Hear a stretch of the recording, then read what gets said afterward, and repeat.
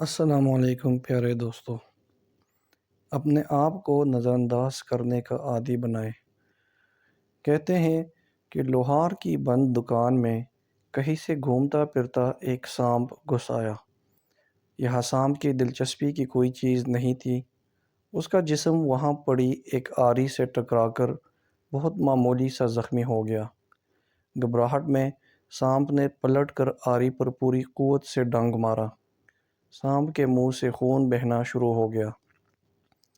اگلی بار سانپ نے اپنی سوچ کے مطابق آری کے گرد لپٹ کر اسے جکڑ کر اور دم گھونٹ کر مارنے کی پوری کوشش کر ڈالی۔ دوسرے دن جب دکاندار نے ورکشاپ کھولی تو ایک سانپ کو آری کے گرد لپٹے مردہ پایا، جو کسی اور وجہ سے نہیں، محض اپنی تیش اور غصے کی بھینٹ چڑھ گیا تھا۔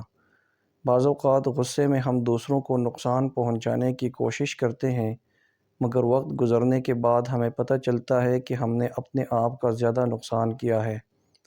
اچھی زندگی کے لیے بعض اوقات ہمیں کچھ چیزوں کو، کچھ لوگوں کو، کچھ حادثات کو، کچھ کاموں کو، کچھ باتوں کو نظر انداز کرنا چاہیے۔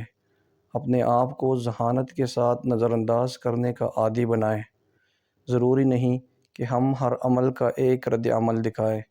ہمارے کچھ رد عمل ہمیں محض نقصان ہی نہیں دیں گے، بلکہ ہو سکتا ہے کہ ہماری جان بھی لے لیں۔ مزید اچھی ویڈیوز کے لیے چینل کو سبسکرائب کریں۔